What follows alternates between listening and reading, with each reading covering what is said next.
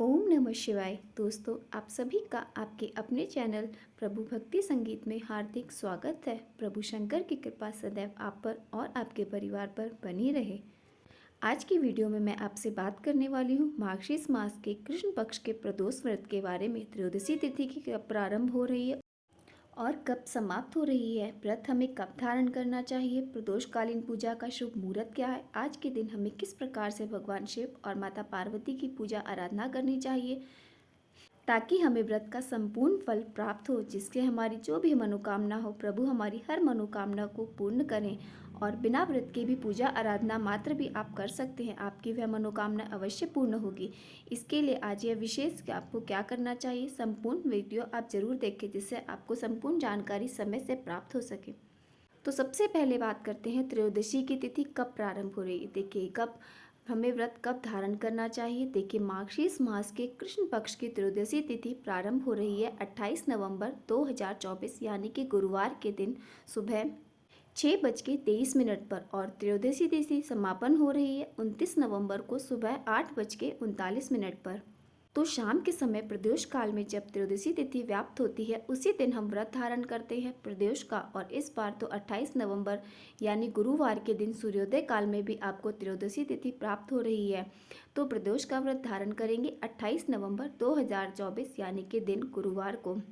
तो इसे कहा जाता है गुरु प्रदोष, और गुरु प्रदोष का व्रत धारण करने से बहुत अधिक पुण्य फलों की प्राप्ति होती है। ऐसे में कहा जाता है कि इस दिन व्रत धारण करके और भगवान शिव की विधि विधान से पूजा करने से नवग्रह के दुष्प्रभाव से मुक्ति मिल जाती है। इसके साथ ही गुरु प्रदोष का व्रत धारण करने से जन्म कुंडली में गुरु ग्रह मजबूत होता है, बृहस्पति मजबूत होता है, और जब बृहस्पति मजबूत होता है तो हर प्रकार की परेशानियां आपके जीवन से समाप्त हो जाती हैं। क्योंकि गुरु धन के भी कारक हैं, अच्छी संतान के भी कारक है, शिक्षा के भी कारक है, और इसके साथ ही सुख दाम्पत्य के भी कारक हैं। इसलिए ये बहुत ही श्रेष्ठ में व्रत माना गया है। व्रत अगर आप नहीं कर पाते हैं किसी भी कारणवश तो भी भगवान शिव और माता पार्वती, भगवान बृहस्पति देव, भगवान श्री हरि विष्णु की विधि विधान से पूजा जरूर कीजिए। इसके लिए आपको क्या करना है, तो देखिए, आपको प्रातःकाल उठना है, नित्य कर्मों से निवृत्त होकर स्नान कीजिए, अच्छे स्वच्छ वस्त्र धारण कर लीजिए। इसके बाद भगवान सूर्य को जल में थोड़ी सी हल्दी मिलाकर अर्घ दीजिए। अच्छा, स्नान करते वक्त भी आप जल में थोड़ी हल्दी डालकर स्नान करने से बृहस्पति मजबूत होता है, और किसी भी प्रकार की बृहस्पति से संबंधित अगर परेशानी आपके जीवन में है तो उससे आपको मुक्ति मिल जाती है।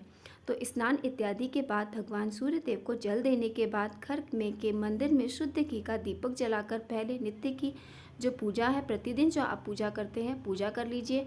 फिर अपने व्रत का संकल्प लीजिए कि आज आप प्रदोष का व्रत धारण कर रहे हैं, और जिस भी मनोकामना से आप व्रत कर रहे हैं अपनी कामना भी भगवान शिव माता पार्वती से कहिए और उनसे प्रार्थना कीजिए कि आपकी जो भी मनोकामना है उसे पूर्ण करें, आपका व्रत आपकी पूजा स्वीकार करें। व्रत में पूजा पाठ में किसी भी प्रकार की भूल चूक हो तो उसके लिए क्षमा करें।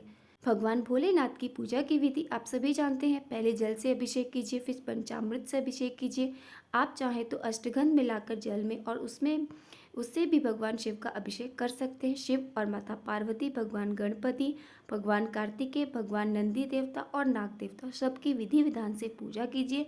घर के आसपास अगर केले का वृक्ष है तो वहाँ जल दीजिए, हल्दी मिलाकर थोड़ा सा जल और केले की जड़ में अर्पित कर दीजिए। केले की जड़ के पास शुद्ध घी का दीपक जरूर प्रज्वलित कीजिए।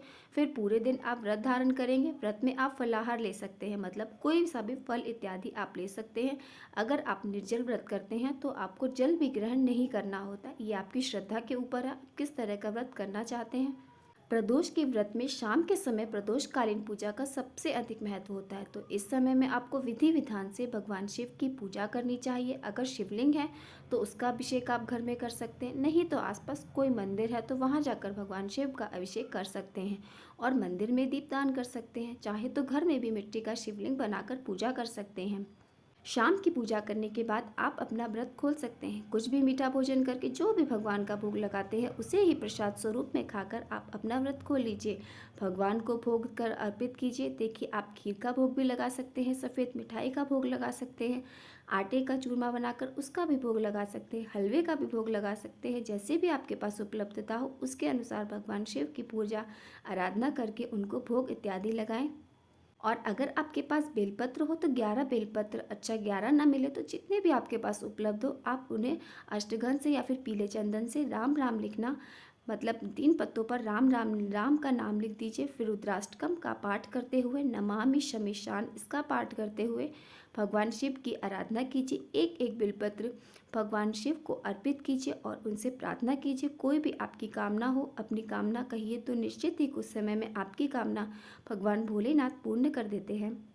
और भगवान भोलेनाथ की पूजा सामग्री में भांग, धतूरा, बिल्वपत्र, अक्षत, पुष्प, चंदन, सफ़ेद चंदन होता है, भस्म इत्यादि, ये सभी चीज़ें भगवान भोलेनाथ को अत्यंत प्रिय है। इनमें से जो भी चीज़ें आपके पास उपलब्ध हो, आप उनके अनुसार पूजा आराधना कर सकते हैं। अब बात करते हैं प्रदोषकालीन पूजा के शुभ मुहूर्त की। तो देखिए, प्रदोषकालीन पूजा का शुभ मुहूर्त जो प्राप्त हो रहा है वो गुरुवार के दिन शाम को 5:24 से रात्रि में 8:06 तक शुभ मुहूर्त है, जिसमें आप भगवान शिव की विशेष रूप से पूजा आराधना कर सकते हैं। अच्छा, आप व्रत करते हैं तो भी आपको पूरा पूजा करनी है। जो भक्त व्रत नहीं कर पाते हैं किसी भी कारणवश, तो शुद्ध और सात्विक भोजन बना लीजिए। शाम के समय प्रदोष काल में भगवान शिव की पूजा जरूर कीजिए। मान लीजिए आप लहसुन प्याज भी खाते हैं तो भी आप शाम को स्नान करके फिर पूजा कर सकते हैं, और पूजा जरूर करनी चाहिए। स्थिति चाहे जो भी हो, आप पूजा उनकी अवश्य कीजिए, ताकि शिव और पार्वती की कृपा सदैव आप पर और आपके परिवार पर बनी रहे। और अब आप इसकी अगली वीडियो में आप प्रदोष काल की व्रत कथा अवश्य सुन लीजिए। आपको आज की वीडियो कैसी लगी, आप उसे कमेंट करके ज़रूर बताएं, और मेरे साथ ऐसी और आवश्यक सूचनाओं के लिए जुड़ी रहने के लिए चैनल को सब्सक्राइब करना ना भूलें। जय हो भोलेनाथ की, जय माता पार्वती की।